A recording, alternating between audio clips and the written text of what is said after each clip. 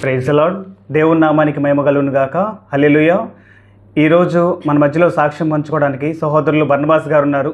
వారు ప్రభువుని గుర్తించకముందు లోకానుసారమైనటువంటి జీవిత విధానం గడిపి మరి వ్యభిచారం, తాగుడు, జోదం లాంటి కొన్ని రకాలైనటువంటి చెడలవాట్లకు బానిసై తదుపరి క్రీస్తు ప్రేమ చేత దర్శించబడి వారు ప్రభు సేవకులుగా ఈరోజు చిలకలూరిపేట ప్రాంతంలో వారు సేవ చేస్తూ ఉన్నారు.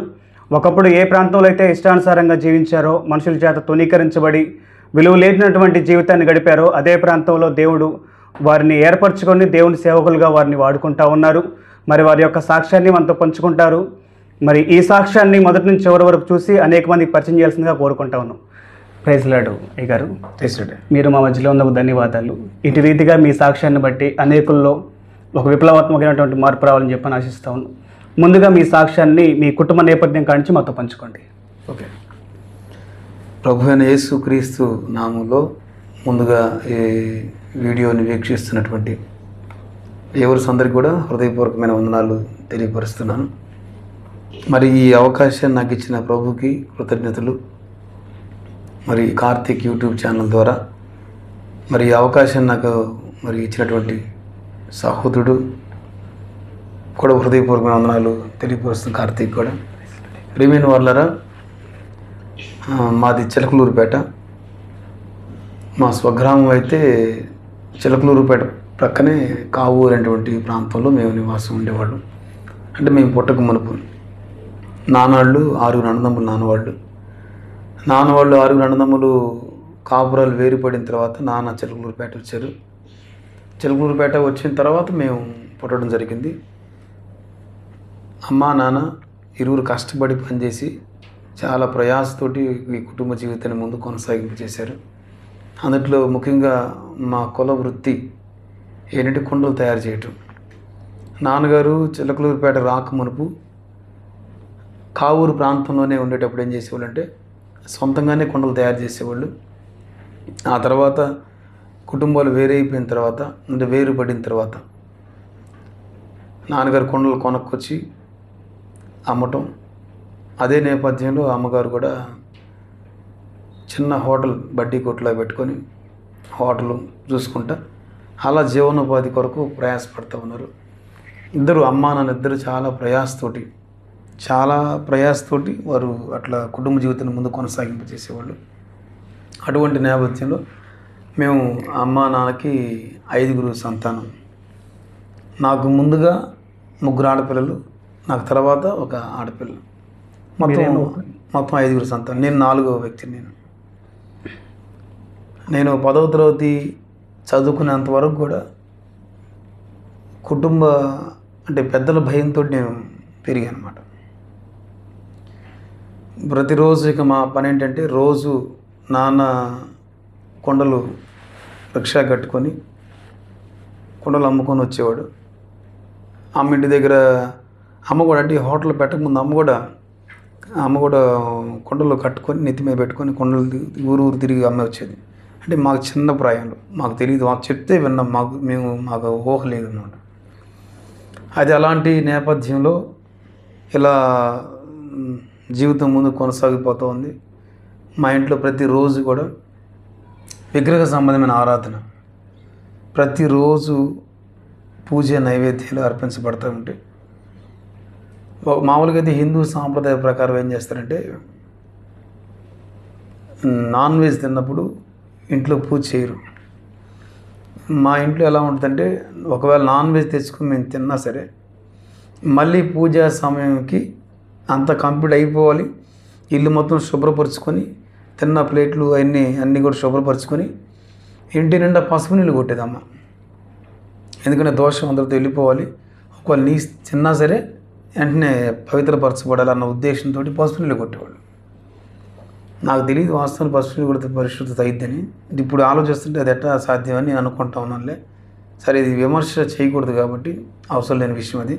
అయితే ప్రియమైన వాళ్ళరా, మరి నేను ఇట్లా నా జీవితం వల్ల ముందు కొనసాగిపోతూ ఉంది అమ్మ వాళ్ళతో దైవ భయంతో. అంటే అప్పుడు నేను ఆరాధిస్తున్నటువంటి విగ్రహాలు దేవుళ్ళుగా నేను భావించి వాళ్ళతో కలిసి నేను ఆరాధన చేస్తూ నా చదువు, అంటే అమ్మ వాళ్ళు 5 పిల్లలు అని చెప్పి అమ్మ వాళ్ళకి మేము 5 పిల్లల్లో ముందు 3 ఆడపిల్లలు, తర్వాత ఆడపిల్లలు అందరూ కూడా గవర్నమెంట్ స్కూల్లో చదువుకున్నారు. నన్ను మటుకు అంటే పుట్టగా మగపిల్లడి కోసం నాన్నలు ఎంతో ఎదురు చూశారు. ఎదురు చూసిన కారణాన మగపిల్లడికి పుట్టాడు, వీడిని బాగా చదివించుకోవాలి, మంచిగా చూసుకోవాలి, చాలా గారాబంగా పెంచుకుంటూ ఉండే పరిస్థితి. ఇంకా అలాంటి తరుణంలో మా జీవితాలు ముందు కొనసాగుతూ ఉన్నాయి. నేను మంచిగా చదువుకుంటున్నాను. బాగా ప్రయాసతో డబ్బు పెట్టి నన్ను చదివించారు. మిగిలిన ఆడపిల్లలందరూ కూడా గవర్నమెంట్ స్కూల్లో చదువుకుంటూ ఉన్నారు. మీకు పెద్ద అబ్బాయి అనే పేరు ఎందుకు పెట్టారు? నా పేరు మామూలుగా ఇప్పుడు బర్నబాస్ అని, ప్రభువులోకి వచ్చిన తర్వాత బర్నబాస్. కానీ ఒకప్పుడు నా పేరు పెద్ద అబ్బాయి, పెద్ద బాబు అని పిలుస్తూ ఉండేవాళ్ళు. కారణం ఏంటంటే హిందూ సాంప్రదాయ ప్రకారం 3 ఆడపిల్లల తర్వాత మగపిల్లడు పుట్టకూడదు అనేది హిందూ సాంప్రదాయ ప్రకారం వాళ్ళ ఆలోచన. అందుకని 3వ మగపిల్లడికి పుట్టకూడదు కాబట్టి అందరికంటే పెద్దవాడికి పిలుచుకోవాలి అన్న ఉద్దేశంతో పెద్ద అబ్బాయి, పెద్దబాబు అని అట్లా పెద్దవాడిగా పిలుస్తా. అదే నా పేరు కూడా, నా రిజిస్టర్ పేరు కూడా అదే. ఇప్పుడు ఆధార్ కానీ, నా 10th మార్క్ లిస్ట్ కానీ, నా డిప్లొమా మార్క్ లిస్ట్ కానీ అంతా కూడా ఏముంటుందంటే ప్రతి సర్టిఫికేట్లో నా పేరు పెద్ద అబ్బాయి అనే పేరే ఉంటుందన్నమాట. వాస్తవానికి ఆ పేరు ఎందుకు పెట్టారు అంటే 3 ఆడపిల్లలతో మగపిల్లడు పుట్టకూడదు, అందుకని వాడిని పెద్దవాడిగా పిలుచుకోవాలి అన్న ఉద్దేశంతో ఆ పేరు పెట్టడం జరిగింది. ఇలాంటి నేపథ్యంలో మేము అట్లా చదువుకుంటూ ముందు కొనసాగుతున్నాం. చాలా భయం. నాన్న అంటే ఇంట్లో ఆడపిల్లలకైనా మగపిల్లలకి ఎవరికైనా చాలా భయం ఉండేది. ఒక్క మాట నాన్న అరిస్తే ఇంకంతే గడగడ వణిగిపోయేవాళ్ళం. కొన్నిసార్లు డైర్లు తడిచిపోతూ ఉండే, అంత భయంగా ఉండే పరిస్థితి. ఆడపిల్లలైనా మగపిల్లలు నేనైనా సరే ఎవరైనా సరే చాలా భయంతో పెంచబడ్డాం. ఇలా భయంగా మా కుటుంబ జీవితం చక్కగా ఎంత సంతోషం అంటే నాన్న కొండల వ్యాపారం, అమ్మ హోటల్ బిజినెస్, బడ్డీ కొట్టు. కొంతకాలం నాన్న ఈ కొండలు వ్యాపారం చేస్తున్న క్రమంలో చిన్న యాక్సిడెంట్ అయిందని నాన్న కూడా పూర్తిగా ఆ రిక్షా మీద కొండలు అమ్మే విషయం తీసేసి పూర్తిగా ఇంటి ముందు మాకు చాలా చాలా పెద్ద ప్లేస్ ఉండేది. ఆ ప్లేస్ అంతా కూడా కొండలు పేర్చేవాళ్ళు. ఒక మంచి బిజినెస్ అయిపోయింది. మేమున్న చిలకలూరుపేట ఎన్ఆర్ సెంటర్లోనే మా ఇల్లు అనమాట. ఇంకా వెళ్ళేవాళ్ళు వచ్చేవాళ్ళు అందరూ కొండలకు కానీ, టిఫిన్కి కానీ, లేదు బడ్డీ కొట్టు అంతా, ఒక హోటల్ వ్యాపారం అంతా బాగుంది. సమృద్ధి, డబ్బులు సమృద్ధిగా ఉన్నాయి ఇంట్లో. ఎందుకంటే సహజంగా సంతోషం దేనిలో ఎత్తుకుంటారు, అందరూ డబ్బులోనే ఎత్తుకుంటారు. డబ్బు ద్వారా అన్నీ సంపాదించుకోవచ్చు అనుకుంటారు. మాకు డబ్బు ఉంది, సమృద్ధి ఉంది, చాలా సంతోషంగా జీవితం కొనసాగుతున్నటువంటి పరిస్థితులు. ఇలాంటి నేపథ్యంలో మా ఇంట్లో ఒక విషాదం జరిగింది. ఏంటి ఆ విషాదం అంటే మా అక్క మా నాన్నగారు అరిశారని చెప్పేసి సూసైడ్ చేసుకొని చనిపోయింది అక్క. ఇంకా సూసైడ్ చేసుకుని అక్క చనిపోయింది. అంతకుముందు నాన్నగారికి ఏ అలవాట్లు లేవండి. నాన్నగారికి ఏ అలవాటు అంటే పొగ తాగే అలవాటు ఉంది. మద్యం కూడా ఎలా సేవించేవాళ్ళంటే ఏదో ఒక పండగ, ఒక ఎగేషన్ ఉండాలి, అట్టంటప్పుడు అది కూడా కొంచెంగా తాగి ఉండేవాడు. ఎక్కువ మద్యం అలవాటు లేదు ప్రారంభ దినాల్లో. అంటే నేను విన్న మాటలు, నాకు తెలియదు, నా కుటుంబంలో అమ్మ వాళ్ళు చెప్పుకుంటే విన్న మాటలు. అలాంటి తరుణంలో నాన్నగారు అక్క చనిపోయిన తర్వాత ఇంట్లో అమ్మ రోజు నీ వల్లే అని ఒకరినొకరు నువ్వు ఇలా చేసావు, నువ్వు ఇలా చేసావు, ఒకరినొకరు రెట్టించుకుంటా రోజు జరుగుతున్న వివాదాలను బట్టి నాన్న రోజు తాగటం, గొడవ పెట్టుకుని అమ్మను కొట్టడం, తాగటం, గొడవ పెట్టుకుని అమ్మను కొట్టడం. ఇలా ప్రతిరోజు ఇదే మా గృహంలో జరుగుతున్న తంతు. మేము చిన్నపిల్లలంగా ఉన్నాం. అప్పుడు అక్క చనిపోయేటప్పుడు నా వయసు ఇంచుమించుగా 16 సంవత్సరాలు ఉంటాయి. ఇంచుమించుగా 16 సంవత్సరాలు నా వయసు. నేను ఇంటర్మీడియట్కి జాయినింగ్ అయ్యాను లోకల్గా ప్రైవేట్ కాలేజీలో. అది కంటిన్యూ చేయకుండా మధ్యలో ఆపేసాను. అక్క చనిపోవటం, కొన్ని పరిస్థితులు, ఇంట్లో కొన్ని ఇబ్బందులు. ఇక అన్ని ఇబ్బందులు అంటే ఏం లేదు, డబ్బులు లేవని కాదు, కానీ ముందు ఏమవుతుందంటే ఇంట్లో అంతా కూడా ఎవరికి వారుగా అంతకుముందు కలిసి మేము 5 పిల్లలు అంటే చక్కగా అన్నీ మా ఇంట్లో ఏమీ తక్కువగా లేకుండా నాన్న అన్నీ తీసుకొచ్చేవాళ్ళు తినడానికి, అన్నిటికీ. బట్టలు అందరికి కలిపి అందరికి ఒకే రకం బట్టలు, అందరికి చక్కగా కావాల్సిన తిండి అన్నీ జరిగించిన క్రమంలో పెద్దక్కకి వివాహం అయిపోయింది. 2వ అక్క ఇలా చనిపోయింది. 3వ అక్క కూడా 2వ అక్క చనిపోకముందే వివాహమైంది. నాన్న చెప్పినప్పుడు అమ్మ ఇప్పుడు కాదు పెళ్ళి అని చెప్పేసి అన్న ఉద్దేశాన్ని కారణాన వివాహం చేయలేదు అక్కకి. అందుట్లో అక్క తన హృదయాంతరంగంలో ఏదో కొన్ని తెలియని ఆలోచనలు, వయసుని బట్టి ఆలోచన చేసుకొని నేను పలానా వ్యక్తిని అయితే పెళ్లి చేసుకుంటాను ఉద్దేశంతో ఉన్నప్పుడు నాన్న కుదరదని చెప్పేసి, ఇక ఎందుకంటే ఆయన కొడుకు వరుస అవుతారు మనకి, ఇంకా అది సంబంధం కుదరదని చెప్పేసి నాన్న క్యాన్సిల్ చేశాడు. ఆ ఉద్దేశంతో ఇక అక్క ఇక వివాహం చేసుకోవడం మానేసింది. రెండో అక్క. మూడో అక్క ఏం చేసిందంటే నాన్న చెప్పినట్టుగా వివాహం చేసుకొని చక్కగా వాళ్ళ పిల్లలు, వాళ్ళ కుటుంబ జీవితం, పెద్ద కుటుంబ జీవితం అంతా బాగుంది. సడన్గా రెండో అక్క చనిపోవటం, ఇంట్లో అంతా వివాదం, అంత గందరగోళం, అసమాధానం, చాలా వేదన ఉన్న పరిస్థితి. ఇట్లాంటి తరుణంలో మా ఇంట్లో ప్రతిరోజు కూడా చెప్పాను కదా, విగ్రహారాధన, రోజు పూజలు జరుగుతూ ఉంటాయి, ప్రతిరోజు దీపారాధన జరగాల్సింది. చాలా దైవ భయంతో అమ్మ భక్తి చేస్తూ ఉండేది. కానీ ఇవన్నీ, ఈ పరిస్థితులన్నీ కూడా చాలా ఇబ్బందికరంగా మార్చబడ్డప్పుడు కుటుంబం అంతా చాలా వేదనతో నింపబడింది. నేను కూడా చిన్నగా చెడు అలవాట్లకు లోనవటం కుదిరింది. ఎలా అంటే నేను 10th అయిపోయిన తర్వాత ఇక నా లైఫ్ ఎలా కొనసాగుతుందంటే అభ్యంతరకరంగా అంటే కుటుంబానికి అభ్యంతరకరంగా. నాకు ఇష్టంగా ఉంది. నాకు ఎలా ఇష్టం, స్నేహితులు మారిపోయారు, నా ఆలోచన విధానాన్ని మార్చే స్నేహితులు మారిపోయారు. చిన్నగా చెడు అలవాట్లు, చెడు ఆలోచనలు, చెడు తలంపులు, చెడు వ్యసనాలు ఇవన్నీ నా జీవితంలో ప్రవేశించాయి. ఒకప్పుడు మందు అంటే తెలుసు కానీ త్రాగటం తెలియదు. మందు సహజంగా నాన్న ఎప్పుడు తెచ్చుకొని కూర్చొని తాగేటప్పుడు చూసాం కానీ మందు అని తెలుసు కానీ అమ్మో అది తాగకూడదు అని తెలుసు. అట్లాంటిది లైఫ్ స్టైల్ ఎలా అయిపోయిందంటే ఇలా త్రాగటం నేర్చుకున్నాం చిన్నగా. బీరు, మందు, సిగరెటు, ఇక అలా అన్ని రకాల వ్యసనాలకి లోనవడానికి మరి సైతం నా జీవితంలో బలంగా పనిచేయడం ప్రారంభించాడు. ఇలా కుటుంబాన్ని ఎదిరించడం, కుటుంబాన్ని లోపడకుండా జీవించడం. ఒకప్పుడు దైవ భయంతో ఉన్న నేను దైవ భయం లేదు. దైవ భయం అంటే అప్పట్లో ఉన్న విగ్రహాలను దైవంగా భావించుకొని పూజలో నేను కూడా పాల్గొంటూ ఉండండి. అయితే ఇంకో విషయం ఏంటంటే ఈ అలవాట్లకు బానిస అయినప్పటికీ కూడా పూజలు నాన్నగారు అంటే కొంచెం భయం ఉంది కదా, ఈ అలవాట్లకి అప్పుడు నాన్నగారు మందలించేదంటే నాన్నగారికి ఎదురుగా పడలేదు కదా. నాన్నగారికి కూడా తెలుసు, కానీ ఎదురుగా డైరెక్ట్గా చెప్తే ఇబ్బంది అవుతుందని చెప్పలేదు. మేము కూడా ఎలా చేసేవాళ్ళం అంటే బయటికి వెళ్ళి తాగి అంతా అయిపోయినాక తిరిగి ఇంటికి వచ్చేవాడు, మత్తు వదిలినాక. అయితే విషయం అంటే మద్యం అలవాటైంది, బీర్ కానీ ఇక చాలా రకాల మత్తు కలిగించే మద్యపానం అలవాటైంది, సిగరెట్ అలవాటైంది. కానీ సడన్గా కొన్ని సంవత్సరాలు అట్లా గడిచిపోతున్నాయి. కొన్ని సంవత్సరాలు కూడా కాదు, ఫ్యూ మంత్స్ అనే చెప్పాలి, సంవత్సరాలు కూడా కాదు. 2004 సంవత్సరం, ఈ 4వ సంవత్సరం గతించిపోయి ఈ 4వ సంవత్సరం 2004లో నాకు ఈ చెడు అలవాట్లకు గురయ్యాను. 2005లో ఓ భయంకరమైనటువంటి మత్తు నాకు అలవాటు అయిపోయింది. ఏంటి ఆ మత్తు అంటే గంజాయి. నా స్నేహితుడి ద్వారా చెప్పగా స్నేహాలు మారిపోయినాయి, అలవాట్ల విధానం మారిపోయింది, ఆలోచించే విధానం మారిపోయింది. ఇక తల్లిదండ్రుల మీద భయం పోయింది.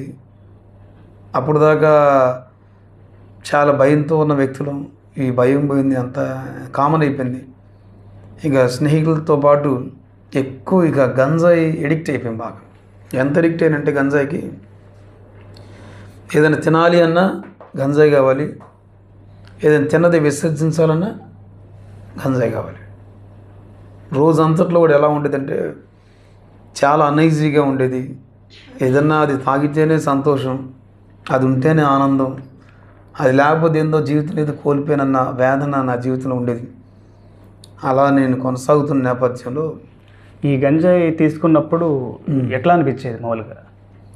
మత్తు, అది దాన్ని వర్ణించడానికి అసాధ్యం. ఎందుకంటే అది బ్రెయిన్ మీద పనిచేస్తూ ఉంటుంది. నడుస్తుంటే కూడా అసలు ఏం జరుగుతుందో తెలియదు, కూర్చుంటే ఏం జరుగుతుంది, పడుకుంటే ఏం జరుగుతుందో తెలియదు. అది ప్రారంభ దశ. అలవాటైనాక దానికోసం ఆ మత్తు లేకపోతే బ్రతకలేదు. ప్రారంభమేమో అమ్మో ఇదేంది ఇలా ఉంది, నడుస్తుంటే పడిపోతున్నట్టుగా ఉండేది, మామూలుగా నడుస్తూనే ఉంటాం, ఇదేంది ఇలా ఉంది, ఇంత భయంకరంగా ఉంది అనుకుని భయపడ్డాం. కానీ కొద్ది రోజులకి అది అలవాటుగా మారిపోయిన తర్వాత ఈజీగా చక్కగా అది లేకపోతే ఉండలేనంత భయంకరంగా మారిపోయింది అన్నమాట. ఇలా మత్తుకి నాకు ఒక మంచి బంధం ఏర్పడింది. ఎవరికి? మత్తుకి నాకు మంచి బంధం ఏర్పడింది. ఇక కుటుంబం ఏం జరుగుతుందో తెలియదు, ఇంట్లో అమ్మ వాళ్ళు కొట్టుకోవడం, అక్క చనిపోయిన ఒక బాధ, ఇంట్లో ఏం జరుగుతుందో నాకు నేను పట్టించుకునే వ్యక్తిని కాదు. కానీ ఒకానొక రోజు మనకు తీవ్రమైన బాధ, నాన్న అమ్మను కొడతా ఉన్నారు, నేను ఎదిరించి ఏంటి అని ఎదిరించాను. ఫస్ట్ టైం నాన్న ఎదిరించిన అదే ఫస్ట్ టైం. తర్వాత మళ్ళీ భయపడి ఏడ్చుతో బయటికి వెళ్ళిపోయాను.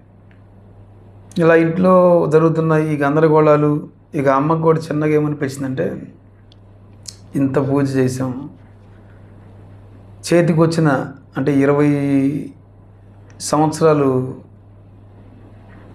సంవత్సరం వయసులో ఉన్నటువంటి అక్క చనిపోవడం, పక్కింట ఏంది వయసుకు వచ్చిన ఆడపిల్లని కొట్టడం ఏంటి? మీ అక్కగారు చనిపోవడానికి ఆ కారణం ఏంటి? అదే చెప్పే కదా, అక్క వేరే వ్యక్తిని ప్రేమించింది. Okay okay. ప్రేమించినప్పుడు ఆ సంబంధం అనుకూలపడలేదు, నాన్న కూడా ఒప్పుకోలేదు, వరుసలు కూడా కుదరలేదు.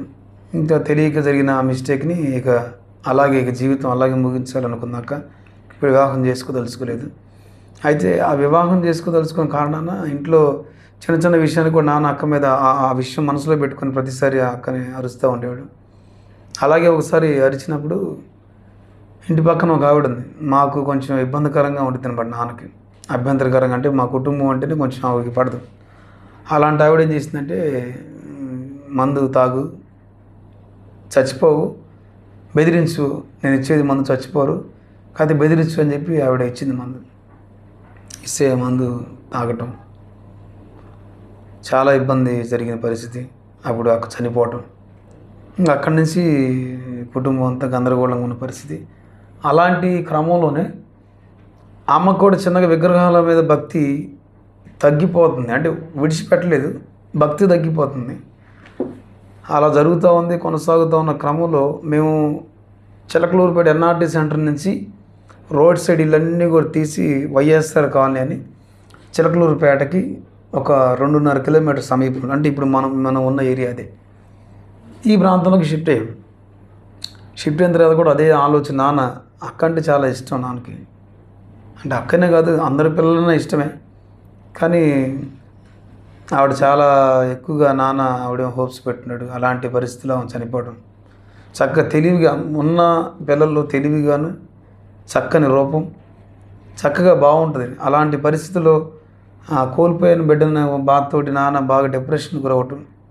అలాంటి క్రమంలో నాన్న మధ్య ఎక్కువ సేవిస్తూ ఈ వైఎస్ఆర్ కాలనీ వచ్చిన తర్వాత కూడా ఇంకా ఎక్కువ మద్యాన్ని సేవిస్తున్న క్రమంలోనే నాన్న గందరగోళం, ఆరోగ్యం పాడు చేసుకున్న పరిస్థితి ఏర్పడతా ఉంది. చిన్నగా నేను కూడా ఈ మత్తుతో పాటు నేను ఒక అమ్మాయిని ప్రేమించాను. ఈ అమ్మాయిని ప్రేమించటం, నేను ఈ ప్రేమించిన సంగతి ఇంట్లో ఎవరికి తెలీదు, ప్రేమించే వరకు కూడా అసలు ఆమె ఎవరు నాకు కూడా తెలియదు. అలాంటి తరుణంలో నేను గోకుల్ కృష్ణ కన్స్ట్రక్షన్స్ గౌరవల్లి ప్రాజెక్టు తరపున నేను వరంగల్ జూనియర్ ఇంజనీర్గా జాయిన్ అయ్యాను వర్క్. ఎందుకంటే నేను డిప్లొమా సివిల్ అయిపోయింది కదా, డిప్లొమా సివిల్ చేసిన కారణంగా నేను ఒక జూనియర్ ఇంజనీర్గా జాయిన్ అయ్యాను. జూనియర్ ఇంజనీర్గా జాయిన్ అయినప్పుడు జూనియర్ ఇంజనీర్గా ఆ వరంగల్ ప్రాంతంలో నేను జాబ్ చేస్తూ ఉన్నాను. జాబ్ చేస్తున్న తరుణంలో నాన్నగారు 6 అన్నదమ్ముల్లో మొట్టమొదటిసారిగా జాబ్ చేసిన వ్యక్తిని నేనే. నాన్న 6 అన్నదమ్ముల పిల్లలలో ఇక నాన్నకు సంతోషం ఏంటంటే, అప్పటి వరకు నేను తిరిగి తాగినా సరే ఓన్లీ మావాడు బుద్ధిగా ఉన్నాడు, చక్కగా జాబ్ చేస్తున్నాడు అన్న ఉద్దేశం, సంతోషపడుతున్న తరుణం అది. అంటే మా ఇంట్లో ఇంకా ఏమవుతుందంటే, అక్క చనిపోయింది 2005 సంవత్సరం అయితే, అంతే 2005 సంవత్సరం అనుకుంటున్నాను నేను. 2005 సంవత్సరం అక్క చనిపోతే 2009 సంవత్సరంలో నాకు జాబ్ వచ్చింది. ఈ 4 సంవత్సరాలు కొంచెం ఇబ్బందికరంగా కొనసాగిన వాతావరణం. అందులో ఎందుకంటే, ఒకటి అక్క చనిపోవడం, 2 నేను మాట వినకపోవడం. ఈ 2 డిప్రెషన్ నాన్నకి ఇబ్బంది కలిగించింది, 2 డిప్రెషన్స్. ఇక అరిస్తే వీడు కూడా అమ్మాయిలాగా చనిపోతాడేమో ఉద్దేశంతో ఎక్కువగా అరిచేవాడు కాదు, కానీ అరుస్తూనే ఉండేవాడు.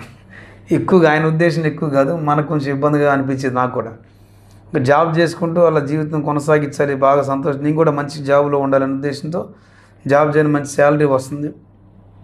ఈ తరుణంలో ఒక ఫోన్ కాల్ నాకు, నా ఫోన్కి, అప్పుడు కీప్యాడ్ ఫోన్స్ నోకియా. ఇక నేను ఎవరు ఏంటి అని మాట్లాడుకునే దానిలో ఈ పరిచయం కాస్త ప్రేమగా మారిపోయి, ఈ ప్రేమ ఎలా అయిపోయిందంటే, ఇక ఆమె లేనిది నేను ఉండలేను అన్న తీవ్రమైనటువంటి స్థాయిలోకి ఈ ప్రేమ వెళ్ళిపోయింది. అలాంటి నేపథ్యంలో నేను జాబ్ మానేసి ఇంటికి వచ్చాను. జాబ్ మానేసి ఇంటికి వచ్చినప్పుడు నాన్న డిప్రెషన్ పెరిగిపోతుంది. మంచిగా ఉద్యోగం చేసేవాడు మళ్ళీ ఇది పరిస్థితి ఏంటి అని నాన్న బాధపడ్డం, మళ్ళీ ఇంట్లో వివాదం మళ్ళీ స్టార్ట్ అవుతూ ఉంది. అప్పుడు దాకేమో జాబ్లో ఉన్న కొన్నాళ్ళు వివాదాలు లేవు, ఎంతో కొంత ఉన్నాయి కానీ అంత భయంకరంగా లేవు. మళ్ళీ నేను కూడా ఇంటికి రావడం, జాబ్ మానేయటం, కొత్తగా మళ్ళీ ఇట్లా ప్రేమ అనే తత్వం నాలోకి రావటం నాన్నకు చాలా ఇబ్బందిని కలుగు చేసిన పరిస్థితి. ఇలా ఇబ్బంది పడుతున్న క్రమంలో నేను పూర్తిగా ఇక అమ్మాయి అంటే నేను లేను అన్న విధానంలో నా జీవితం అయిపోతూ ఉంది. సడన్గా ఆమెకి నాకు మాటలు లేవు, ఎందుకు మాట్లాడట్లేదు తెలీదు. నా లైఫ్ ఎలా ఉందంటే, ఒకటి గంజాయి, రెండు అమ్మాయి. గంజాయితో భయంకర మత్తుకు బానిస అయిపోయి, అమ్మాయి నాకు దూరం అయిపోయింది నాకు వేదంతో. లైఫ్ అంతా కూడా ఇంక జీవితం ఏమీ లేదు, ఇంకా ఇక చనిపోతే బాగుండు నేను అన్న పరిస్థితిలో ఉన్నాను. అలాంటి తరుణంలో ఒకానొక రోజు ఆ అమ్మాయి నాకు కనపడింది. మేము ఉన్న ఏరియాకి వచ్చింది అమ్మాయి జాబ్కి వెళ్ళిపోయి నాతో మాట్లాడడం మానేసింది. అయితే ఒకరోజు మా ఏరియాకి వచ్చినప్పుడు నేను మాట్లాడదాం అమ్మాయితో అని చెప్పేసి వెళ్తున్న క్రమంలో మా సిస్టర్ గారు, మా చెల్లి చూసి వెంటనే ఈ విషయం తీసుకెళ్ళి మా అమ్మకి చెప్పింది. ఈ టైంలో నాన్నగారు ఏమో పొలంలో గడ్డిగా వస్తున్నారు మన గేదెలకి. ఆమె ఇంట్లో ఉండి వివాదంగా మాట్లాడి ఏంది నువ్వు చేసింది అది ఇది అని చెప్పేసి గొడవ చేస్తున్నప్పుడు మా చెల్లి చెప్పింది, మా చెల్లిని కొట్టాను, మా అమ్మ అరిసింది నన్ను. నేనేం చేశానంటే, మాది బడ్డీ కొట్టు కూడా ఉందని చెప్పే కదా, బడ్డీ కొట్టులో ఏగల మందు ఉంటే తీసుకొని బాత్రూంలోకి వెళ్ళి జోబులో పెట్టుకుని తిన్నట్టుగా నేను నటించి బయటకు వచ్చి వామిటింగ్ చేసుకున్నట్టుగా ఉంటే చూసి అమ్మ బాధపడింది. పరిగెత్తుకుని నాన్న పొలంలో ఉంటే పొలంలో నాన్న దగ్గరికి వెళ్ళింది అమ్మ. ఒకసారి నా జీవితాన్ని ఆలోచన చేస్తూ ఉన్నాను. నేను మంచిగా చదువుకుంటూ, తల్లిదండ్రులు భయంతో ఉంటూ, వేసవి సెలవుల్లో తిరుపతి వెంకటేశ్వర దగ్గరికి వెళ్తూ, దసరా సెలవుల్లో శరణవరాత్రులు విజయవాడ వెళ్తూ, ప్రతిరోజు ఇంట్లో దూప నైవేద్యాలతోటి రోజు కూడా పూజ చేసుకొని ఇంట్లో ఇలా ఉండే వాతావరణం కాస్త భయంకరమైనటువంటి పరిస్థితులు. అప్పటికి పూజ జరుగుతుంది, పూజ ఏమీ ఆగలేదండి. పూజ జరుగుతుంది, మేము తిరుపతి వెళ్తున్నాం, అటు వెళ్తున్నాం, ఇటు వెళ్తున్నాం, అన్నీ చేస్తున్నాం, అన్నీ వెళ్తున్నాం, కానీ ఇంట్లో ఏమీ లేదు, సమాధానం లేదు, సంతోషం లేదు. చాలా గందరగోళంగా ఉన్న పరిస్థితులు. అంతకుముందు ఉన్నటువంటి పరిస్థితులు కుటుంబంలో లేవు. ఇంక ఇప్పుడు ఏం జరుగుతుందో అర్థం కావట్లేదు. నేను ఇలా చేయటం, అతను అమ్మాయిలు చెప్పడం, నాన్న పడిపోయాడు కింద వార్త విన్నట్టు. ఎందుకంటే అంతకుముందు అక్క కూడా అలాగే తాగి చనిపోయింది కదా మందు. అమ్మ వీడి కూడా చనిపోదాం భయం వేసి పడిపోయాడు నాన్న. ఇలా చిన్నగా లేపి నాన్నే చిన్నగా సర్దుమనికి ఇచ్చి తీసుకుని ఇంటికి తీసుకురాగానే నాతో అయితే ఏమని లేదు. తర్వాత మేము టీవీ కొందాం వెళ్ళాం. టీవీ కొన్నా చెప్తుంది నాన్న, మీరే నీ జీవితం నీ ఇష్టం. ఎందుకంటే ఒకవేళ నా ఇష్టం అనుకున్న కూడా ఇలా ఏదైనా చేస్తావేమో, నీ ఇష్టం అయ్యా, ఓ బిడ్డను కోల్పోయిన బాధలో ఉన్నా నేను అన్నట్టు కదా నాన్న అని చెప్పారంటే, నీ జీవితం ఇంకా నీ ఇష్టం అని చెప్పి వచ్చాం. ఉదయాన్నే ఇదే టైంకి 11 ఆ టైం అవుతుంది. ఉదయాన్నే నాన్న బయటకు వచ్చి కూర్చున్నాడు పడిపోయాడు నాన్న. ఫిట్స్ లాగా వస్తుంటే మేము ఫిట్స్ ఏమనుకుని నాన్నని హాస్పిటల్ తీసుకెళ్ళి నేపథ్యం చేసినాం. ఈలోపే నాన్న మాట్లాడటం మానేశాడు, అలా పడిపోయాడు, లెగవట్లేదు నాన్న. అంబులెన్స్కి ఫోన్ చేసాం. అంబులెన్స్ మేము ఆల్రెడీ ఆటోలో తీసుకెళ్తూ అంబులెన్స్ కూడా ఫోన్ చేసాం. అంబులెన్స్ ఎదురొచ్చింది, ఆపాము, ఎక్కించి చూస్తే చనిపోయాడే, డెడ్ బాడీని తీసుకెళ్ళడానికి లేదు అంబులెన్స్లో అన్నారు. చనిపోవటం ఏంటి, దేనికి ఏంటి అంటే చనిపోయాడు ఆల్రెడీ అన్నప్పుడు వాళ్ళు అంబులెన్స్ తీసుకెళ్ళకపోతే మేము మళ్ళీ ఆటోలో ఎక్కించుకొని హాస్పిటల్ తీసుకెళ్తే చెప్పారు వాళ్ళు కూడా చనిపోయాడు ఆల్రెడీ అని చెప్పినప్పుడు మా పరిస్థితి ఎలా ఉందంటే, ఏంటి నాన్న చనిపోవటం ఏంటి అన్న బాధ నా హృదయంలో కొంచెం ఉంటే, అమ్మాయి దూరం అయిపోయిందన్న బాధ ఎక్కువగా ఉండేది. అలా హాస్పిటల్ నుంచి మళ్ళీ నాన్న బాడీని ఇంటికి తీసుకొచ్చి ఇంటి ముందు పడుకోబెట్టాం. ఇక బంధువులకి అందరికీ ఫోన్లు చేసాం. నేను అటు ఇటు తిరుగుతున్నాను, తాగుతున్నాను, మళ్ళీ వచ్చి కూర్చుంటున్నాను, నాన్న కాస్త చూస్తున్నాను, మళ్ళీ కూర్చుంటున్నాను, మళ్ళీ తాగుతున్నాను. అలా నా లైఫ్లో ఎలా ఉందంటే, నాన్న చనిపోయాడు బాధపడుతున్నాను ఒకటి, ఇంకా నన్ను అరిసేవాళ్ళు లేరు సంతోషం ఒకటి, అరే అమ్మాయి దూరం అయిపోయింది ఏంటిది అని ఆలోచన. ఈ 3 ఆలోచన. ఒకటి నాన్న చనిపోయాడు, దుఃఖం ఉంది, కానీ ఇక నన్ను అరిసేవాళ్ళు లేడు, ఇక నన్ను అడ్డు పెట్టేవాడు లేడు అన్న పరిస్థితులు కూడా ఉన్నాయి నా హృదయంలో. ఆ తర్వాత ఈ అమ్మాయి అనేటువంటి విషయం ఎక్కువగా నా హృదయం తొలిచివేస్తున్న పరిస్థితి. ఇలాంటి పరిస్థితుల్లో ఉదయాన్నే నాన్న సమాధి కార్యక్రమం, అంటే నాన్నని చేతి మీద పడుకోబెట్టి కాల్చాలి, తీసుకెళ్ళి నాన్న అంత్యక్రియలు చేయాలి. బంధువులందరూ వచ్చారు. నాన్న పడుకున్న నాన్నని అలా రౌండ్ తిరుగుతూ అంటే ఏం చేస్తారంటే చనిపోయిన తర్వాత బియ్యం కట్టుకొని ఆ బియ్యం తీసుకొని రౌండ్ తిరిగి వచ్చి చెవి దగ్గర నాన్న అని పిలిచి బియ్యం వేస్తారు. అక్కడ రౌండ్ బియ్యం వేస్తూ తిరిగితే నాన్న అని పిలుస్తారు వచ్చి. అలా నేను ఇంటి దగ్గర పిలిచాను. పిలిచే క్రమంలో నాన్నకి స్నానం చేయించే క్రమంలో అప్పటి వరకు నేను చిన్న వయసులో నాన్న మీద ఎక్కి నాకు వెనకమాలుగా నాన్న మీద కూర్చొని ఉప్పు ఎక్కుతా అంటే చూసారా, అలా ఎక్కి నాన్న సంతోషంగా ఉండే పరిస్థితి నాకు తెలుసు. ఆ తర్వాత టైంలో నాకు ఈ చెడు అలవాట్లకి నేను బానిస అవటం, నాన్న నా మీద కోపం పెంచుకోవడం, అక్క చనిపోయిన బాధ, నేను ఇలా ఉన్నాననే వేదన, ఇవన్నిటిని బట్టి నాన్నతో సత్సంబంధాలు లేవు. అమ్మతో దగ్గరగా ఉండే అనుబంధం ఉంది కానీ నాన్నతో అంత దగ్గరికి కూర్చుని నేను సత్సంబంధం కూడా లేదు. రావటం ఏందిరా ఐడియాలు వచ్చాయి ఏందని ఈ అరవటం జరిగిపోద్ది కానీ ఈ సత్సంబంధం లేదు నాన్న దగ్గర. ఆ తరుణంలో నాన్న బాడీని కూర్చోబెట్టి ఈ పాడమే పడుకోబెట్టి ముందు తలస్నానం చేయించి, అంటే తలస్నానం చేసి కుంకుడికి వెళ్తోటి అప్పుడు పాడెక్కిస్తారు. ఎక్కించే క్రమంలో నేను నాన్న వెనకమాలుగా నుంచుని ఆ కుంకుడిగా రసం పోస్తుంటే తల పట్టుకుని అట్లా తలస్నానం చేయిస్తా ఉన్నాను. ఆ సమయంలో ఒక్కసారిగా నేను నాన్న వెనకమాలుగా చిన్నప్పుడు అంటే మరీ అంత చిన్నప్పుడు ఏం కాదు, నేను చాలా వయసు వరకు కూడా నాన్నతో సరదాగా ఉండేవాడిని. ఈ అలవాట్లు ఈ గందరగోళం నా జీవితంలో రావకున్నంతసేపు నేను నాన్నతో సరదాగా ఉన్నాను. నానంటే ఒకటి భయం ఉంది, రెండు ప్రేమ ఉండేది అంతకుముందు. ఈ క్రమంలో నాన్న తల అట్లా కుంకుడికాయ రసం తల మీద పెట్టి ఇట్లా తలకు పోస్తున్నప్పుడు ఒక్కసారికి ఆ స్పర్శ, నాన్న పట్టుకున్న ఆ స్పర్శ ఎందుకో తెలియదు వేదన కలిగిస్తూ ఉంది. సరే మొత్తానికి అందరూ చాలామంది ప్రజలు గుంపులు ఉన్నారు. ఈ హడావుడిలో కొంతమేరకు బాధపడి ఇక అందరితో మర్చిపోయి తీసి మళ్ళీ పడుకోబెట్టి నాన్న బట్టలేసి పడుకోబెట్టి తీసుకెళ్తున్నప్పుడు దింపుడు కాలం దగ్గర నాన్న మళ్ళీ పిలవాలి ఒకసారి. ఈ పిలిచే క్రమంలో నాన్నగారు బాడీ ఎలా ఉంది, బండి ఆపాము, రౌండ్ బియ్యం వేస్తూ తిరిగి నాన్న అని పిలవాలి. ఒకసారి నాన్న పిలిచాను, దుఃఖం వస్తుంది. మళ్ళా రెండోసారి పిలిచాను, దుఃఖం వస్తూ ఉంది. మూడోసారి దుఃఖాన్ని నేను ఆపుకోలేకపోయాను. పెద్దగా ఏడ్చి నాన్న నాన్న నాన్న అని పిలుస్తుంటే ఇంకప్పుడు మా బాబాయిలు, పెద్దనాళ్ళు, చిన్నమ్మలు, మా బంధువులందరూ కూడా వచ్చి రే ఏడం మాకురా, నాన్న నేను ఎన్నోసార్లు ఎన్నో విధాలు హెచ్చరిక చేసాడు, నువ్వు వినలేదు. నాన్న చనిపోయాడు, బ్రతుకున్నప్పుడు మనుషులు విలువ తెలియదురా, చనిపోయాడు సరే ఇప్పుడు నువ్వు ఎంత ఏడ్చింది నాన్న రాడు, ఇంక పద వెళ్దామని చెప్పేసి తీసుకొని వెళ్ళిపోయారు. నాన్నని తీసుకెళ్ళి చితి మీద పడుకోబెట్టాం. నేను తలకూరికి పెట్టాను. బయటికి పంపించేశారు నన్ను ఉండొద్దని. బయటకు వచ్చి కూర్చున్నాను. నేను కూర్చొని జీవితం అంతా ఆలోచన చేస్తున్నా, ఏంటి నా జీవితం ఏంటి, అసలు ఏం జరుగుతుంది నా జీవితంలో. ఒకవైపు భక్తిగా చేసాం, ఈ అలవాట్లు, అక్క చనిపోవటం, నాన్న చనిపోవటం, ఇంట్లో గందరగోళం. ఎందుకంటే మరణం అంటే తెలియదు అంతవరకు.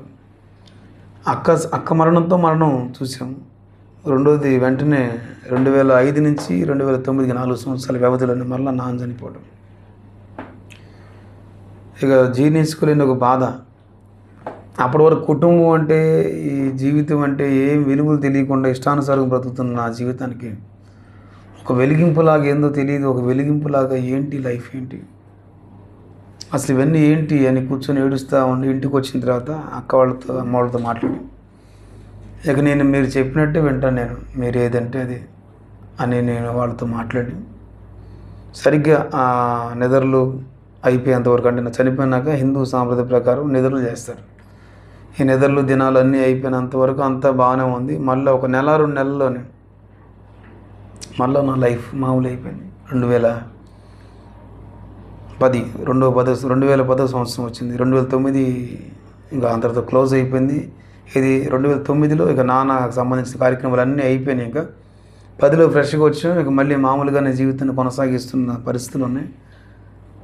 అలాంటి తరుణంలో 2010, 11, 12 3 సంవత్సరాలు విచ్చలవిడిగా ఇక నాన్న చనిపోయిన 3 సంవత్సరాలు భయంకరంగా త్రాగుడు ఇంకా ఎడిక్ట్ అయిపోయి ఈ ప్రేమ అని చేతులు కోసుకోవటం, మనిషిని పొడుచుకుందాం, చచ్చిపోదాం ఎక్కడైనా అని, ఇక మరణం మీద ఇంకోటి చచ్చిపోదాం అన్న స్థితి.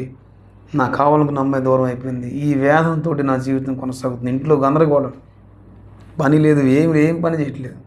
జాబ్ మానేసి వచ్చాను. ఇంట్లో అమ్మ ఒక్కతే కష్టపడి కుటుంబాన్ని పోషించుకుంటూ, ఆ తర్వాత 2010 సంవత్సరంలో మా చెల్లికి వివాహం చేశాం. ఈ ప్రయాసం అంతా కూడా అమ్మ కష్టమే, ఏం లేదు. మేము ఒక్క రూపాయి సంపాదించి అమ్మకి ఇచ్చింది లేదు.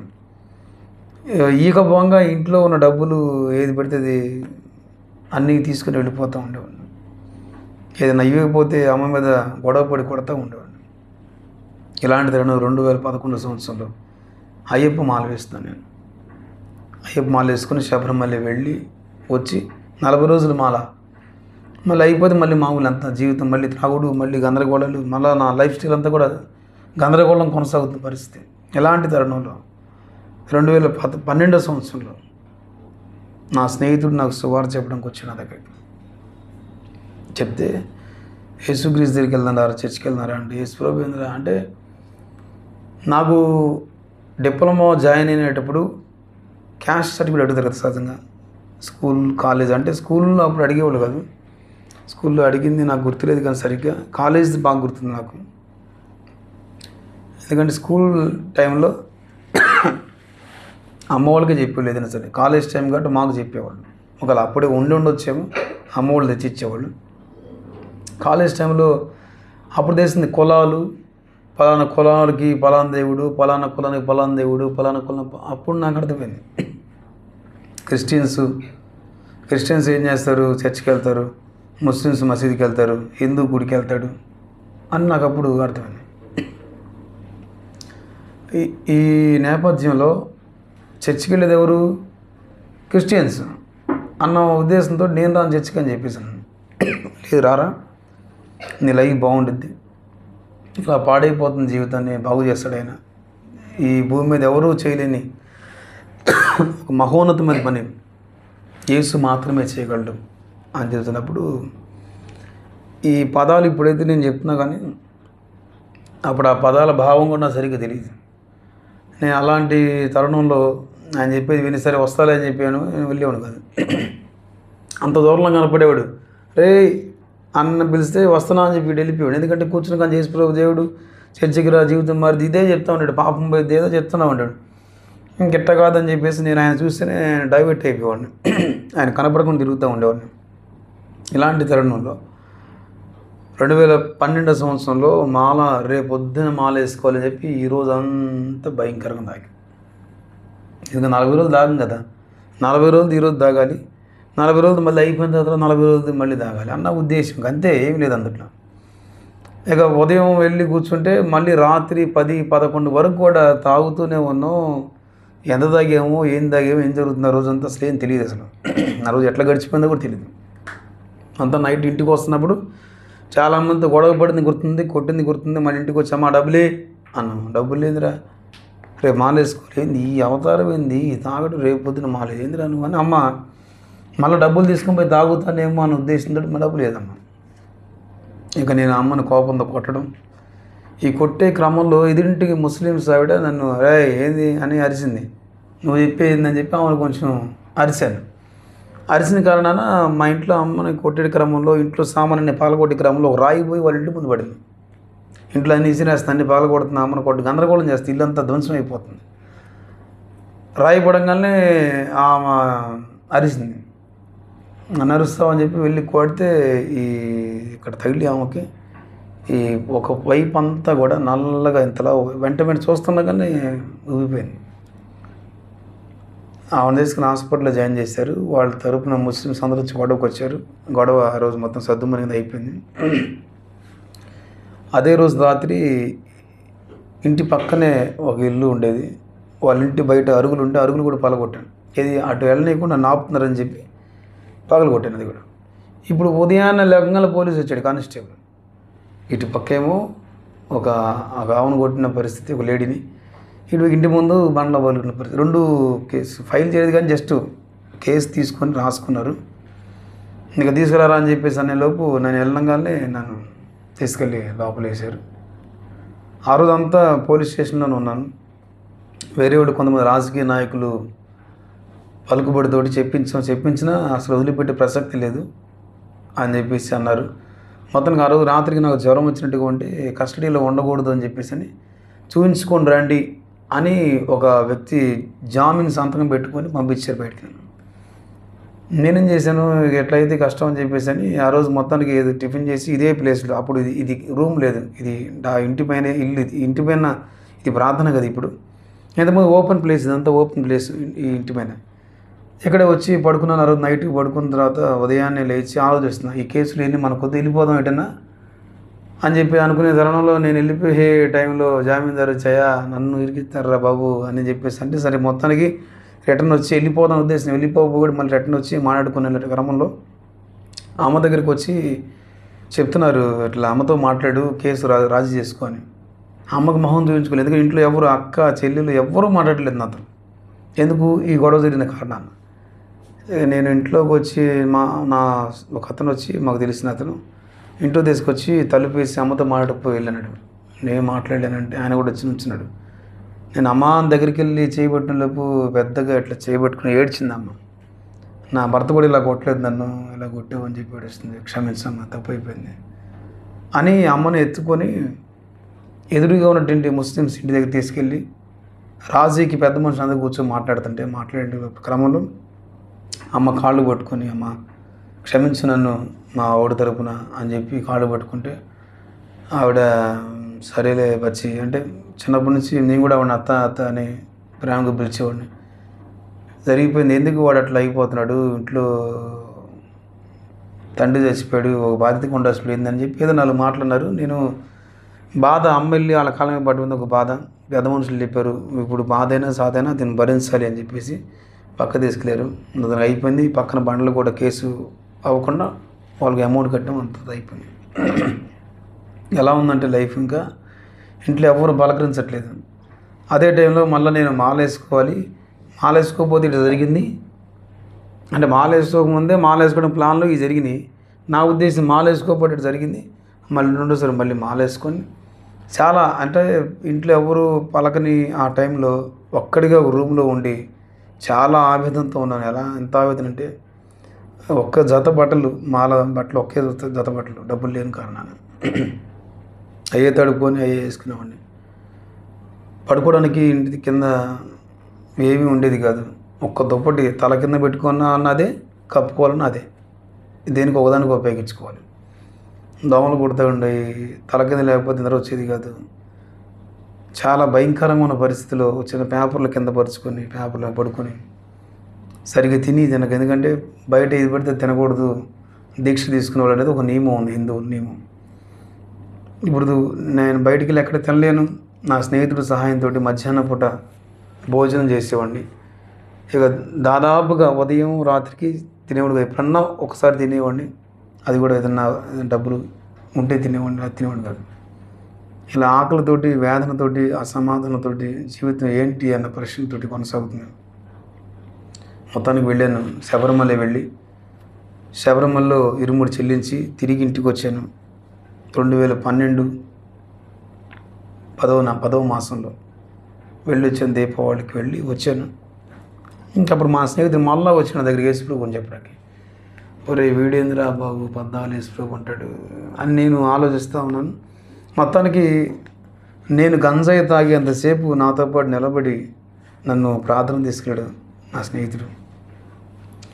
నిజంగా ఈరోజు క్రైస్తవ్యంలో ఎంతమంది సువార్త ప్రకటించే వ్యక్తులు అంత ఓర్పుగా, సహనంగా ఒక వ్యక్తికి యేసుని గురించి చెప్పాలి అన్న తప్పంత ఎంతమందినో నాకు తెలియదు. కానీ ఆ రోజు నా స్నేహితుడు కనుక నా విషయంలో ఓపిక కలిగి, నేను తాగుతుంటే అసహించుకోకుండా నా కోసం వెయిట్ చేసి నన్ను తీసుకొని ప్రార్థన తీసుకెళ్ళి అక్కడ ప్రార్థనలో గడిపిన తర్వాత అక్కడి నుంచి మేము మరలా ఇంటికి వచ్చేవాళ్ళం.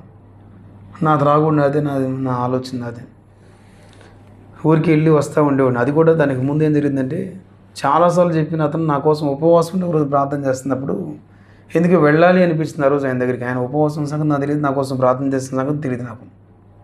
వెళ్ళినప్పుడు అతను లేడు, తన స్నేహితుడు ఉన్నాడు. అతను నాకు యేసుప్రభు గురించి చెప్తే నేను అనుకున్న ఆ రోజు గంజాయి పట్టుకొని ఇంటికి వచ్చిన తర్వాత ఈ అలవాటు నుంచి నేను తప్పించబడలేకపోతున్నాను. నాకున్న వ్యసనాలు, భయంకరమైన వ్యభిచారపు తలంపులు, ఆలోచనలు, వీటి నుంచి నేను విడిపించబడలేకపోతున్నాను.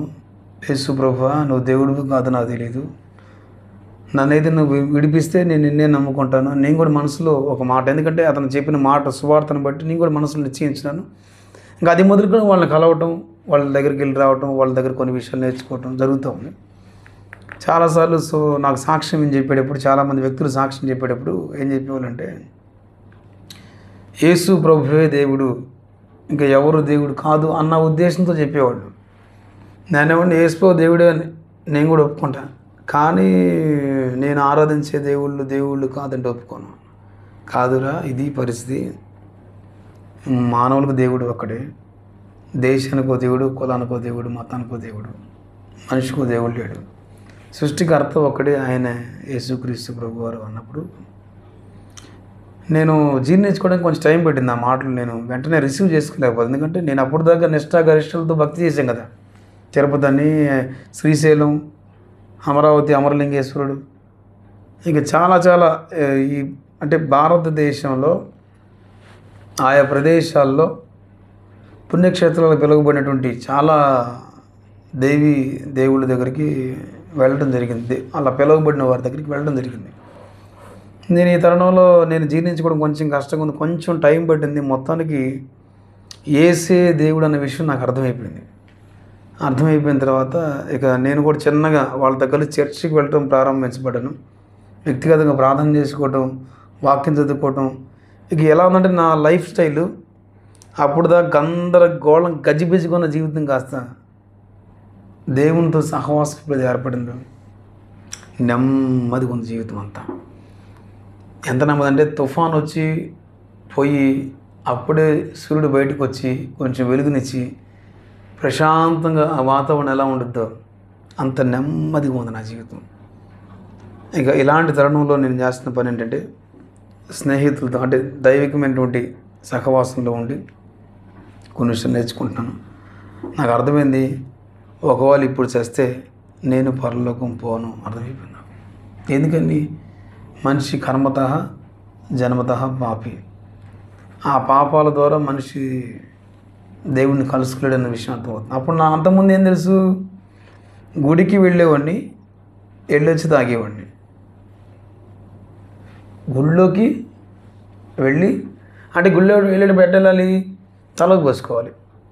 తలకు పోసుకుంటే పరిశుద్ధపరచబడినట్టు అని నేను ఎవరిని విమర్శించట్లేదు, నా జీవితం జరిగిన విషయం చెప్తున్నా.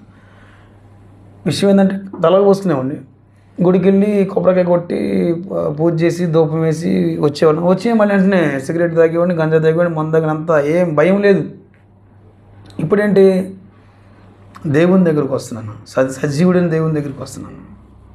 వాళ్ళు చెప్పిన మాట ఏంటంటే మోసం చేయకూడదు, దొంగతనం చేయకూడదు, అబద్ధం చేయకూడదు, కామంతో ఎవరిని చూడకూడదు, కామ తలంపులు రాకూడదు, వ్యభిచరించకూడదు, ఈ మద్యం లాంటి మనిషిని పాడు చేసి అలవాట్లు ఏమీ కలిగి ఉండకూడదు. ఎన్ని ఎలా ఉందంటే అంతకుముందు ఏం తెలుసు, భక్తి ఈజీ, వెళ్ళటం గుడికి రావటం. నువ్వు వ్యభిచారం చేసుకో, నీకేమవుదు.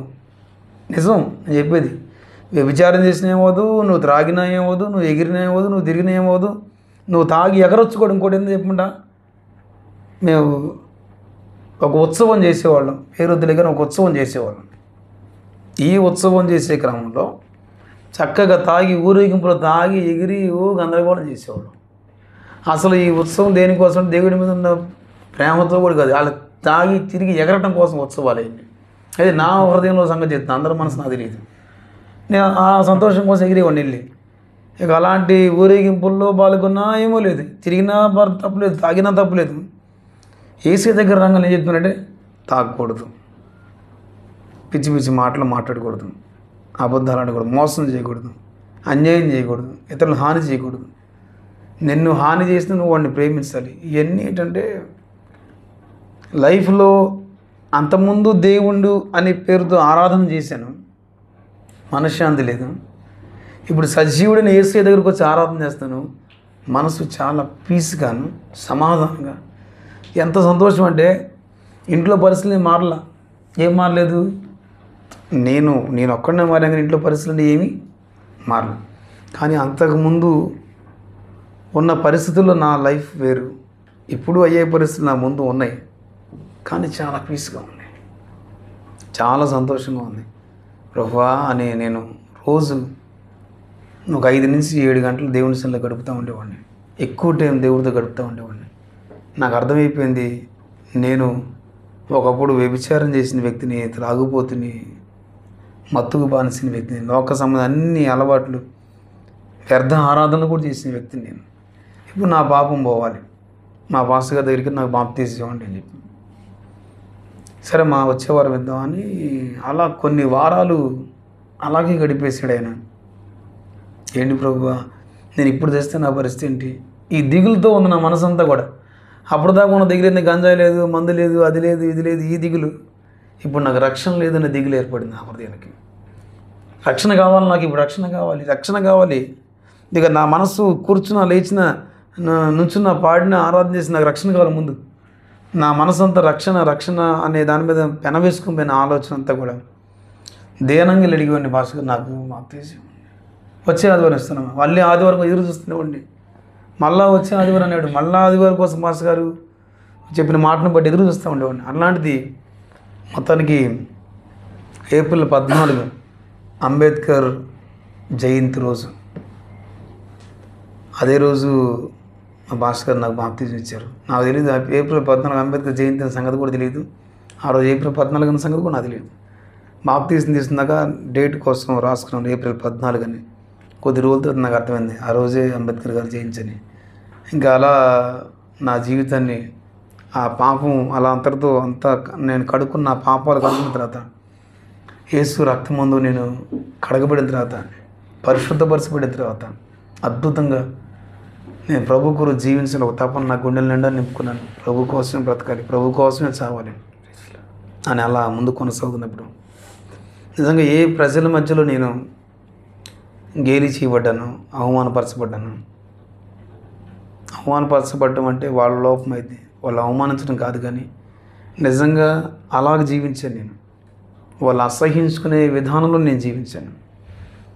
అలాంటి నా జీవితం ఇదే ప్రాంతంలో నేను ప్రభుని ఎరిగి ఆ రోజు తెల్లని వస్త్రాలు నా స్నేహితుల ద్వారా నేను పొందుకున్నాను. ఆ తెల్లని బట్టలు వేసుకొని నేను అలా వస్తున్నప్పుడు చాలామంది ఆశ్చర్యకరంగా నా వైపు చూస్తున్నారు. ఏంట్రా వీడు ఇలా ఉన్నాడు, ఇలా అయిపోయాడని. ఒక క్రూరత్వంతో ఉన్న నేను సాధు జీవిలాగా నేను మార్చబడ్డాను. కుటుంబంలో కూడా చాలా అంటే నా మార్పు కుటుంబం చూస్తుంది, సమాజం చూస్తుంది, సంఘం చూస్తుంది, అందరు చూస్తాను నా మార్పు. నేను రక్షించబడిన మొదటి ఈస్టర్ అప్పుడు నేను రెడీ అయిపోయి వెళ్తూ ఉన్నాను.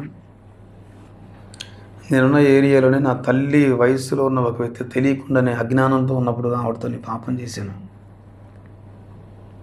ఆ తరుణంలో ఆవిడ ఇంట్లోంచి బయటికి వచ్చి నేను వైట్ బట్టలు వేసుకుని వెళ్తూ ఉంటే నా చేతుల బైబిలు, నేను ఒక భక్తి తత్వంతో అడుగులు వేస్తున్నప్పుడు నన్ను చూసి ఆవిడ, ఒక తల్లి కనుక బిడ్డను ఎలా ముద్దాడిద్దో అలా వెళుతున్న తమలో బయటకు వచ్చి నా నుదుటి మీద ఇక్కడ ఆ తల్లి అంటే ఒకప్పుడు నేను తప్పు చేసిన వ్యక్తిని, ఆ తల్లి ఇక్కడ ముద్దు పెట్టుకుని నా ఇటు పట్టుకొని నాకు వందనాలు చెప్పి చక్క దేవుని కోసం బ్రతకయ్యా అని ఆవిడ ఆ మాట చెప్పి వెళ్ళిపోయింది. ఇక అప్పటి నుంచి నేనున్న ఈ ప్రాంతానికి సువార్త చెప్పాలి, నా స్నేహితులకి, నేనున్న ఈ ప్రాంతంలో అనేకులకు సువార్త చెప్పాను. దేవుని పనిచేయాలని ఒక తృష్ణ నా హృదయంలోకి వచ్చింది. అదే 2013 సంవత్సరం జూన్ 16-17 తారీఖుల్లో నేను మా పాస్టర్ గారు సహాయంతో విజయవాడ బైబిల్ కాలేజ్ జాయిన్ అయ్యాను సేవ చేయాలని ఉద్దేశంతో. ఆ తర్వాత అక్కడ రూమ్లో చాలా ఇబ్బందిగా ఉంటుంది ఒకళ్ళు ప్రార్థన చేసుకోవడానికి, ఎందుకంటే బ్యాచ్లో పిల్లలందరూ కలిపి ఒక రూమ్ ఇస్తారు. ఇబ్బందిగా ఉన్నప్పుడు ఆలోచన చేస్తుంటే పెళ్లి చేసుకోవా, నీకు ఏకాంతంగా రూమ్ ఇస్తే చక్కగా ప్రార్థన చేసుకోవచ్చు అని ఊరికి సరదా కుర్రాడు అన్నాడు. నేను దాన్ని పట్టుకొని ఇంటికి వచ్చి నాకు పెళ్లి చేయండి అన్న. అంటే పెళ్లి తీసుకునేందుకు ఏదో పెళ్ళి అంటే ఆ ఉద్దేశం ఏంటంటే నాకు ఏకాంతంగా గది ఉంటుంది, చక్కగా నేను దేవుడితో గడపవచ్చు, నాకు సంతోషంగా ఉంటుంది అన్న ఉద్దేశంతో నేను ఆశపడి ఆలోచన చేశాను. మొత్తం మా అక్క కూతురు, మా పెద్దక్క కూతుర్ని పెళ్లి చేసుకొని నేను విజయవాడ వెళ్ళిపోయాను. ఇక ఇలాగ ఒక గది చక్కగా ప్రార్థన చేసుకుంటే ఎక్కువ గంట దేవుడితో బైబిల్ కాలేజీలో క్లాస్ అయిపోవడం, వచ్చి ప్రార్థనలో కూర్చోవడం, ఇలా నా జీవితం అలా ముందు కొనసాగుతూ ఉంది చక్కగా సంతోషంగా. మునిపెన్నడూ ఎరుగని ఒక గొప్ప ఆనందం, సంతోషం నా గుండెల నిండా నిండిపోయి ఉంది. చాలా అద్భుతంగా ఉంది నా జీవితం. ఇలాంటి తరుణంలో మేము ఫస్ట్ ఇయర్ అయిపోయిన తర్వాత మాకు బాబు పుట్టాడు. ఆ తర్వాత సెకండ్ ఇయర్ మధ్యలో బాబు పుట్టాడు. సెకండ్ ఇయర్ కంప్లీట్ చేసుకొని ఇక 2 సంవత్సరాలు వేదాంత విద్య అయిపోయిన తర్వాత దేవుని సేవ కొరకు ఎదురు చూస్తున్నప్పుడు దేవుడు దర్శన రీతిగా నాతో మాట్లాడడం, ఆయన పనికి ఎందుకు నన్ను ఎన్నుకున్న దేవుడు మాట్లాడడం, ఆ పని కొరకు నేను ప్రశ్న కలిగి అడుగులు వేస్తున్నప్పుడు 2015లో సేవకు వచ్చాను నేను. అయితే వేరే వాళ్ళతో కలిసి దేవుని పని చేశాను, వాళ్ళకి సహకరిస్తూ దేవుని పనులు ముందుకు కొనసాగి. ఆ తర్వాత 2018వ సంవత్సరంలో ఇప్పుడు ఈ ప్రార్థన గది, ఇది బైబిల్ కాలేజీలో గది ఎట్ట కోరుకున్నాను. ఇంటికి వచ్చిన గది ఉండాలి, ఎందుకంటే మా చిన్న ఇల్లు ఏకాంతంగా చెరువుకి వెళ్ళి ప్రార్థన చేసుకున్నాడు, కానీ ప్రార్థన చేసుకుని గది లేదని చాలా బాధపడుతున్నప్పుడు 12 సంవత్సరాల హృదయం ఆశ, నేనేం ప్రార్థన చేయలేదు, ఆశపడ్డ ఒక్క గది ఉంటే బాగుండని. అప్పుడు రీసెంట్గా 2023వ సంవత్సరంలో నవంబర్ నెలలో దేవుడి గది ఇచ్చటి ప్రార్థన గది. దీనికంటే ముందు 2018లో ఈ పక్కనే మేము ఇల్లు కట్టుకోవడానికి ఒక స్థలం గవర్నమెంట్ మాకు ఇస్తే, ఈ స్థలం ఇల్లుగా దేవుని పని చేయాలి, దేవుని ఇల్లు కట్టాలని చెప్పి ఉద్దేశించి అక్కడ ప్రార్థన గది దేవుని మందిరం కట్టి 2018 జనవరి 7 అది ఓపెన్ చేసాం. అంతేకాదు జనవరి 2018లోనే మే 22వ తారీఖు ప్రతిష్ఠ చేసాం. అంటే జనవరి 7 ప్రార్థన స్టార్ట్ చేసి ఈవినింగ్ పెడతా ఉండేవాడిని. ఆ తర్వాత ఈవినింగ్ కాదు పగలకు మార్చుకున్న ఉద్దేశంతో ప్రతిష్ఠ కార్యక్రమం, ఎందుకంటే అంతకుముందు డబ్బులు ప్రతిష్ఠ ఏం చేయలేదు, మామూలుగా మందిలో ప్రార్థన పెట్టుకుంటూ ఉండేవాళ్ళు. మా భాస్కర్ గారిని పిలిచి మే 22వ తారీఖు మందిరాన్ని ప్రతిష్ఠ చేయించి, ఆ తర్వాత నుంచి ఆరాధన పగలకు మార్చుకొని ఇలా దేవుని పనిచేస్తూ ముందుకు వెళ్తాను. నాతో పాటు తిరిగిన నా స్నేహితులు చాలామంది ఈరోజు ఈ మందిరంలో ఇంచుమించు ఒక 40 మంది ప్రజలు ఆరాధిస్తారు. ఈ 40 మంది వ్యక్తుల్లో చాలామంది నా స్నేహితులు నాతో పాటు తిరిగి నేనే పాడు చేశాను చాలాసార్లు వాళ్ళని. అలాంటి వ్యక్తులకి సువార్త చెప్పి ఈరోజు వాళ్ళని కూడా దేవుని సన్నిధిలో నడిపిస్తున్న దేవుడు సహాయపడ్డారు. ఇలా అద్భుతంగా ఆయా ప్రాంతాల్లో ఆయన సాక్షిగాను నిలబడి గొప్ప భాగ్యం. నేను చాలాసార్లు అనుకునే మాట ఒకే మాట, సింపతి కోసం ఈ మాట చెప్పట్లేదు. నా మటుకు నేను కూర్చున్న ప్రతిసారి, దేవుని పాదాల దగ్గర కూర్చున్న ప్రతిసారి నేను ఏ పాటి వాడిని ప్రభువా, నువ్వు ఎంతగా నన్ను ప్రేమించడానికి. ఎందుకంటే ఒక రౌడీలాగా తిరిగాను, మత్తుతో తిరిగాను, కుటుంబంలో అవిధేయతగా బ్రతికాను, సమాజానికి కుటుంబానికి చూసే వ్యక్తులకి బంధువులకి అందరికీ అసహ్యమైన వ్యక్తిగా బ్రతికాను. గొడవలకు ఎక్కువ గొడవలు, కొట్లాట్లు, పోలీస్ స్టేషన్స్, ఈ పంచాయతీలు, ఈ జీవితం అంతా గందరగోళంగా అందరూ వేస్ట్ రావిడు అన్నట్టు బ్రతికిన ఈ జీవితాన్ని దేవుడు వినిపించాడు. ఇప్పుడు పేరు నేను రక్షించబడ్డం ఒక ఎత్తి అయితే దైవ సేవకుడు అనే పేరు, నిజంగా ఆ పేరు, ఆ భాగ్యం ప్రభువా నాకు అనుగ్రహించారు. ప్రభువా దైవజనుడిని నన్ను ముద్రించినందుకు కృతజ్ఞతలు. ఆయన ప్రతిసారి దేవుని పాదాల దగ్గర కూర్చొని నేను రక్షించబడి నాకు గొప్ప అనుకుంటే అనేక రక్షణకు నన్ను కూడా కారకుండా చేసావు ప్రభువా. ఇదే స్థలంలో కూర్చొని మీరు ముందు తాగారు, ఇప్పుడు ప్రార్థన కదా, ఇంత ముందు ఇదే అనిపించింది. ఆశ్చర్యం. ఇంకో విషయం చెప్పాలి, టైం సరిపోద్దని చెప్పలేదు నేను. ఇల్లు దేవుని ఇల్లు కట్టే కదా మందిరం, అక్కడ నేను ఇల్లు కట్టుకొని నాకున్న కొంత రాబడితోటి నేను రోజు అక్కడ సెంట్రల్ ఏసీ పెట్టుకొని బాగా తాగుతూ మత్తుతో కూర్చొని అదే ఇంట్లో ఎన్నో చేయాలనుకున్నా నేను. ఇప్పుడు దేవుని మందిరం కట్టుకున్న తర్వాత అక్కడే మోకాళ్ళు ప్రార్థన చేస్తున్నప్పుడు నేను అనుకున్నా, ఒకప్పుడు నేను అనుకున్నది వేరు ఆ ఇంటి విషయంలో. ఇప్పుడు వాడు దేవుని ఇల్లు కట్టినాక అనుకున్న వాళ్ళు ఇక్కడ కూడా చాలా తాగాం, తిరిగాం, గందరగోళం చేసాం. ఇప్పుడు దేవుని పాదాల దగ్గర కూర్చొని ప్రార్థన చేసి గొప్ప భాగ్యం ఇచ్చాడు. ఇదంతా ఏంటంటే ఇది మనుషులను బట్టి కలిగింది కాదు, ఏదో నేను బాగా మారిపోయాను అనేది కాదు, కానీ మారటం కాదు, దేవుడు నా జీవితాన్ని అద్భుతంగా తన చేతుల్లోకి తీసుకున్నాడు. ఎప్పుడు తెలుసా, నా జీవితం తన చేతుల్లోకి పెట్టడానికి నేను ఇష్టపడకుండా దేవుడే చాలామంది అంటే మారురా అంటే దేవుడే మమ్మల్ని కూడా మారుస్తాడు, నిన్ను మార్చాడుగా, ఆ టైం మాకు కూడా అంటారు. టైం కాదు బాబు, అజ్ఞానంగా తిరిగే నా జీవితంలోకి దేవుని వాక్కు వచ్చినప్పుడు వెంటనే నేను దేవుని వైపు తిరిగాను. అర్థమవుతుందండి. ఇప్పుడు నేను అజ్ఞానం కొనసాగుతున్నాను, దేవుని వాక్కు నా జీవితం ప్రత్యక్షమైంది నా స్నేహితుడి ద్వారా. అప్పుడు నేను అజ్ఞానం తిరగలేదు, అప్పుడు దేవుని వైపు తిరిగి నా జీవితాన్ని చేతులు పెడతానే, నేను బలహీనుండి నా వల్ల ఇది ఇవన్నీ మానుకోవడం చేత కాదు అని ప్రార్థన చేసినప్పుడు ఒక ఎటంలోనే కాదు అనుకున్న అలవాటుని మళ్ళీ తిరిగి చూడలేదండి. తిరిగి చూడలే. మళ్ళీ పడిపోవడం లేకపోవడం పడిపోవడం తెలియదు నాకు. అంటే అలా పడిపోవడం నేను అపహాస్యం చేయటం కాదు, కానీ అంత అవకాశం నేను రానివ్వలేదు. ఎందుకు రానివ్వలేదు? దేవుని దగ్గరే కూర్చునేవాడిని. సంపూర్ణంగా మీ జీవితాన్ని దేవుడిని సమర్పించినాను. ఓకే అండి. ఇప్పుడు అనేక మంది మీలా విగ్రహారాధన నుంచి అన్యజనులను చేసి ప్రభుని నమ్ముకున్నప్పుడు బలవంతంగా మార్చారు అనేటువంటి ఒక మాట వినబడతా ఉంది. ఎవడి వల్ల కాదు. ఒక మాట చెప్తాను, గుర్తుపెట్టుకోండి. తమ్ముడు అడిగిన మాటకి ఒక మాట, ఎవడి వల్ల కాదు. నేను ఒక చిన్న వీడియో చూశాను. బలవంతంగా తల్లి చిన్న బిడ్డకు కూడా పాలు తాగించలేదంట. తాగించిదే వల్ల అవుతలేదు. వల్ల కాదు. వాడికి ఇష్టమే తాగితే తప్ప బలవంతంగా బిడ్డకు కూడా పాలు తాగించలేదు. చిన్న బిడ్డకి వాడు ఎంత ఉంటాడు? వాడిని గబక్కన తీసుకుని రొమ్ము కానించుకొని తాగించే ప్రయత్నం చేసినా వాడికి ఇష్టం లేకపోతే వాడు ఎమ్మంటే తిప్పేస్తాడు. రే తాగురా వాడి తిప్పుతాడు. వల్ల అవ్వదు అది. అంటే బలవంతంగా చిన్న బిడ్డకి మనం పాలు తాగించలేము. బలవంతంగా ఇది నన్ను మార్చేది ఏం లేదు. నా బాబాయిలు, పెదనాన్నలు, అన్నలు, చాలామంది స్నేహితులు, బంధువులు చాలామంది మారురా బతినాడు ఏడ్చారు. మా అమ్మ వాళ్ళు, మారయ్య అంటే గడ్డం పడుతుంది మా అమ్మ. ఒకరోజు నువ్వేం చేయవద్దురా, ఇంట్లో గొడవలకు వెళ్ళకుండా, తిరగకుండా, రాకుండా ఇంట్లో కూర్చో, నువ్వు కూర్చున్న మంచం మీద నీకు భోజనం పెడతాను అని చెప్పింది మా అమ్మ. ఏడ్చి చెప్పింది. నాన్న లేడురా, ఎవరు లేరు, ఇంటికి ఆధారం లేదు, ఒక మగపిల్లాడు నువ్వే పుట్టావు, మరి ఎవరు లేరు ఏంట్రా అని ఏడ్చిన రోజు నేను మారలేదండి.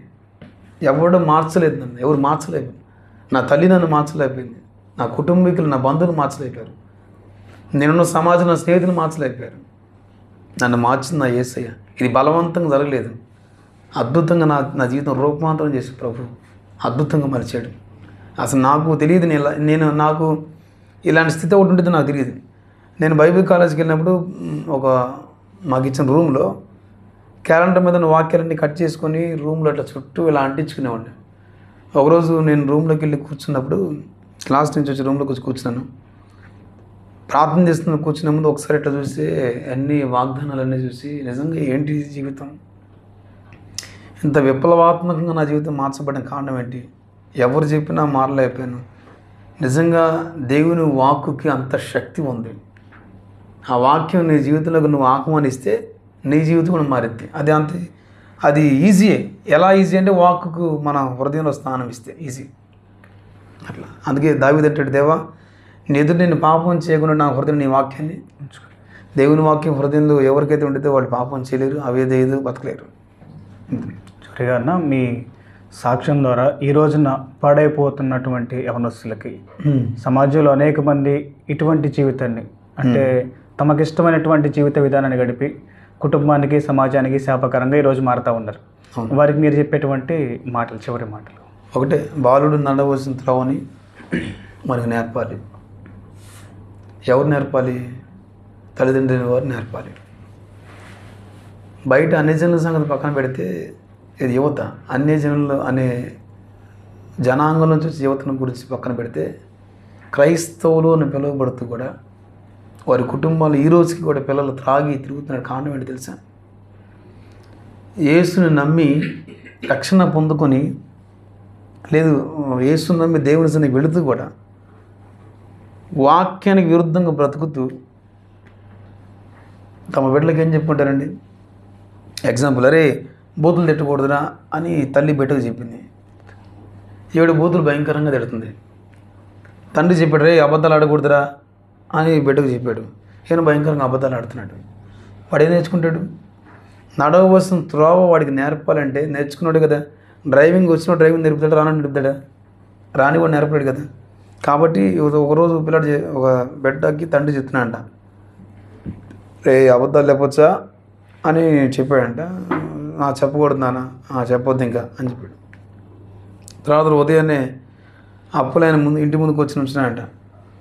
రే నేను లేనని చెప్పు అని చెప్పాడంట. ఇప్పుడు ఇతనికి ఏం చెప్పాడు?